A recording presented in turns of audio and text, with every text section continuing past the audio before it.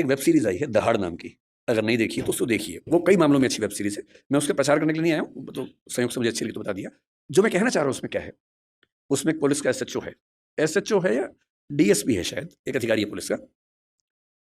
उसी के जुरिसडिक्शन में एक स्कूल में उसका बेटा पढ़ता है, और स्कूल से कंप्लेंट आई कुछ बच्चे एक मोबाइल फोन एक कमरे के अंदर देखते हुए पकड़े गए हैं। वो मोबाइल फोन वही है जिसको उसका बाप ढूंढ रहा है किसी क्राइम की इन्वेस्टिगेशन के लिए, वो नंबर ट्रेस कर रहे थे, वही नंबर है। तो बाप और पुलिस की पूरी टीम भागी है, और प्रिंसिपल ने कहा कि वो बच्चे इस कमरे के अंदर है। अंदर गया तो उसका अपना बच्चा ही है। वो बच्चा क्रिमिनल नहीं है, वो तो गलती से फोन उसके पास आ गया, वो वाला जो फोन क्रिमिनल का था उसके पास आ गया। और तब वो पुलिस वाला देखता है कि उसका बच्चा और उसके 3-4 दोस्त वो सब वीडियोस देख रहे हैं जो 9-10 साल के बच्चे को नहीं देखने चाहिए थे। लेकिन उसके बाद सबसे इंटरेस्टिंग बात क्या है, घर जाके वो पुलिस ऑफिसर अपने बच्चे के साथ बैठता है, और कम से कम 2-3 मिनट का सीन है। किसी फिल्म या वेब सीरीज में 2-3 मिनट का मतलब बहुत बड़ी बात होती है। जब हम फिल्म लिखते हैं तो हमारा टारगेट होता है कि कोई भी सीन 1 मिनट से ऊपर का नहीं होना चाहिए किसी भी हाल में, वरना लोग बोर हो जाते हैं। मैक्सिमम 1 मिनट होता है। 2-2.5 मिनट तक एक थीम पर बात चल रही है, इसका मतलब डायरेक्टर चाह रहा है कि ये बात ठीक से पहुंचे। और बाप अपने बेटे को सिखा रहा है कि बेटा ये चीज़ें इस रूप में नहीं होनी चाहिए, इस रूप में होनी चाहिए, सही उम्र में होनी चाहिए। और तुम जो वीडियो देख रहे थे उसमें लड़की को ऑब्जेक्ट की तरह इस्तेमाल किया जा रहा था। लड़कियां ऑब्जेक्ट नहीं होती हैं, इंसान होती हैं। तुम्हारी माँ, तुम्हारी बहन भी लड़की है। ध्यान रखना, जिससे प्रेम करो, जिससे शादी करो, वैसा ही सलूक करना जो चाहते हो कि तुम्हारी बहन के साथ भी हो। ये होती है बाप की जिम्मेदारी, ये होती है माँ की जिम्मेदारी, कि जब बच्चे उस रास्ते पर जाए तो उनको थोड़ा समझाए कि क्या करने की जरूरत है। इस दौर में पहली बार ऐसा हो रहा है कि ड्रग्स इतने आसानी से उपलब्ध हैं जो किसी और दौर में उपलब्ध नहीं थे। कंपटीशन जितना कभी नहीं था उतना आज है, इसलिए कोटा में ऐसी घटनाएं रोज सुनने को आ रही हैं हमारे सामने। ग्लोबलाइजेशन ऐसा है कि कम से कम आपकी कम्युनिटी में, क्योंकि आपकी कम्युनिटी एक रिच कम्युनिटी है, जनरली आपके बच्चे देश से बाहर यात्रा करेंगे ही करेंगे, ग्लोबल बिजनेस बनाएंगे, कोई ऐसा बिजनेस बनाएंगे जो कई देशों में चलता हो, तो उनको आना जाना पड़ेगा ही पड़ेगा। एक ऐसी पीढ़ी जो ग्लोबल विलेज से कनेक्टेड है, इंटरनेट से कनेक्टेड है, एआई की दुनिया में है, उसके ऊपर जितने खतरे हैं उतने कभी नहीं थे। इसलिए पहली बात जो मैं कहना चाह रहा था वो ये है कि थोड़ा सा मुस्तैद हो जाने की जरूरत हम सबको है। बच्चों पे आरोप लगाना सबसे आसान काम है, तू है ही ऐसा, तू है ही वैसा। सही तरीका ये है कि हम समझे कि हमारी क्या जिम्मेदारी बनती है। मेरा तरीका ये है कि किसी विषय पर बात करने से पहले एकदम बेसिक बात से हम शुरू करें। कि जैसे मुझसे लोग कहते हैं कि पेरेंट के तौर पे हमें क्या करना चाहिए, क्या नहीं करना चाहिए। तो मैं सबसे पहले बोलता हूँ कि मैं कोई खास पेरेंट नहीं हूं, तो आप मुझे कोई तीसरा खाना समझें। मैं बहुत सामान्य किस्म का पेरेंट हूं, तो उतना ही बताऊंगा जो मैंने अनुभव से सीखा है, फेलियर से सीखा है। जिस मामले में मैं अपने बच्चे को नहीं समझा पाया, अब समझ में आया कि हाँ ऐसे होता तो और अच्छा होता, तो मैं उस अनुभव की बात कर सकता हूँ। सबसे पहला सवाल अपने आप से यह पूछना है कि हम अपने बच्चों से चाहते क्या है, पर्पस क्या है हमारा। अगर पर्पस स्पष्ट है तो तरीके सारे मिल जाएंगे, अगर पर्पस स्पष्ट नहीं तो तरीके नहीं मिलेंगे। मैं अपने बच्चे को किस रूप में देखना चाहता हूं, अगर ये क्लैरिटी है तो सारे रास्ते क्लियर है। तो मैंने अपने आप से पूछा कि मैं अपने बच्चे की जिंदगी में क्या चाहता हूं। तो मैंने 4-5 एरोज निकाले कि क्या मैं ये चाहता हूं, ये चाहता हूं या ये चाहता हूं। एक चीज मैंने सोची कि मैं अपने बच्चे को सफल होते हुए देखना चाहता हूं, सक्सेसफुल। टाइम हो गया? ठीक है ठीक है, आप जितना कहेंगे। 10 मिनट? ये छुप के बोल रहे 10 मिनट, तो मैंने खुल के बोल दिया। तो मेरे सामने 3-4 चीजें हैं कि मैं चाहता हूं कि मेरा बच्चा सक्सेसफुल हो। सब चाहते हैं, आप भी चाहते ही होंगे। सक्सेस का मतलब है खूब पैसा हो, पावर हो, प्रसिद्धि हो, सामाजिक रसूख हो।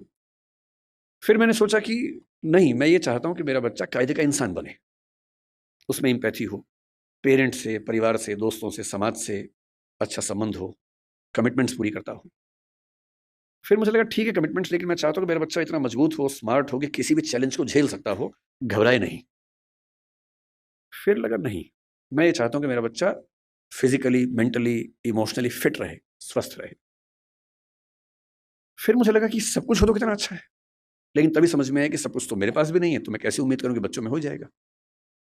तब मैंने अंत में एक चीज लिखी कि एज ए पेरेंट मेरी सबसे पहली और आखिरी इच्छा ये होनी चाहिए कि मेरा बच्चा खुश रहे जीवन में।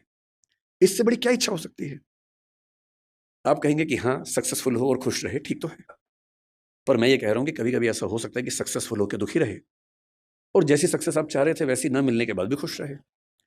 और अगर मुझे दोनों में से एक को चुनना हो कि सक्सेसफुल और दुखी, या कम सक्सेसफुल लेकिन खुश, तो एज ए पेरेंट मेरा पहला भाव क्या होना चाहिए कि वो खुश रहे। क्योंकि मैंने तो ऐसे आईएएस आईपीएस अधिकारियों को देखा है जिन्होंने आत्महत्याएं कर ली हैं, उनसे बड़ा सफल कौन होगा। मैंने ऐसे बड़े बड़े टाइकून्स को देखा है बिजनेस की दुनिया के, जो खुश नहीं है। इनसे बात करो तो लगभग रोते रहते हैं रात दिन, लेकिन टाइकून्स हैं, बहुत अमीर लोग हैं। तो मैं ऐसा क्यों चाहूं कि मेरा बच्चा ऐसा हो? तो मैंने एक पिरामिड बनाया जो शायद आपके काम का भी हो। मैं एकदम क्लियर हूं, मैं अपने बच्चे से हमेशा ये बात करता हूं कि भैया मुझे सबसे पहले ये चाहिए कि तुम खुश रहो, बाकी सब सेकेंडरी है। उसके साथ हो जाए तो अच्छा है, नहीं तो मुझे तुम्हारी खुशी से मतलब है, बाकी सब बातें बात की। खुशी कैसे आएगी? खुशी इस बात से आएगी कि मैं उसके ऊपर अपनी इच्छाएं थोपूं नहीं, समझाऊं, परसुएट करूं। अगर मुझे लगता है कि वो गलत रास्ते में, तो मैं समझाऊं कि बेटा ये रास्ता गलत है, रीजन बताऊं, डिस्क्राइब करूं, उसे सही रास्ते पर लाऊं, समझ जाएगा। क्यों नहीं समझेगा बच्चा? पर मैं अपनी जिद में उसके ऊपर उसका करियर इंपोज करूं, नहीं तुम्हें यही करना होगा, तुम्हें इससे ही शादी करनी होगी, तुम्हें ऐसे ही जीवन जीना होगा। तो मैं ऐसे कई लोगों को जानता हूं जो बहुत सफल हैं और अपने माता पिता से, स्पेशली अपने पिता से नफरत करते हैं। नफरत बहुत भारी शब्द है, लेकिन वो नफरत ही करते हैं। वो कहते हैं कि मेरे पिता ने मुझे जबरदस्ती ये विषय दिलवाया, इंजीनियरिंग करवा दी, मेरी इच्छा नहीं थी। मेरे पापा ने मुझे जबरदस्ती आईएएस का एग्जाम दिलवाया, मेरी इच्छा एकदम नहीं थी। मेरी इच्छा सिंगर बनने की थी। क्योंकि मैं पढ़ने में ठीक था, मैं बन भी गया सिविल सर्वेंट। मैं सिविल सर्वेंट हूं, मैं नौकरी कर रहा हूं ठीक से, पर मुझे मजा नहीं आता है। मैं रोज दुखी होता हूं। और आज भी मेरे पिताजी मुझे कहते हैं, उसने कहा कि मेरे पिताजी मुझे रोज धमकी देते थे कि अगर ये काम नहीं किया तो मैं सुसाइड कर लूंगा, ये कर दो वरना मैं ये कर दूंगा, ये कर दो वरना मैं वो कर दूंगा। और हमारा पूरा परिवार उनके खौफ में जिंदगी जीता रहा। हम सब सफल हैं उनके दबाव की वजह से। पर 3 दिन पहले मेरे पापा ने, फिर ये बात 10 साल पहले की कर रहा हूं मैं, 3 दिन पहले मेरे पापा ने मुझे फोन किया मेरी शादी के लिए। अब मुझे मार पीट के सिविल सर्वेंट बना दिया है, जो मेरा मन नहीं था। आप कह रहे हैं बेटा लड़की फाइनल कर दी है, इससे शादी करनी है। और मैं किसी को जवान दे चुका था। मैंने कहा पापा मेरी किसी से बात हो गई है। बोले बेटा आत्महत्या कर लूंगा। और उसने कहा कि आज मेरे मन में पहली बार आया कि बोलूं कि कर लो। मैं रोज करूं इससे अच्छा आप एक बार कर लो। मैं 15 साल से कर रहा हूं, एक बार आप भी कर ही लो पापा। अगर इतना इंपोज करके आपने सफल बना भी दिया, तो अपने प्रति जो नफरत पैदा कर लेंगे वो ज्यादा भारी पड़ेगी। इसलिए बच्चे की खुशी का मतलब है ऑटोनॉमी, उसकी इच्छा का सम्मान। हाँ जहां वो गलत है समझाइए, परसुएट कीजिए, कन्विंस कीजिए।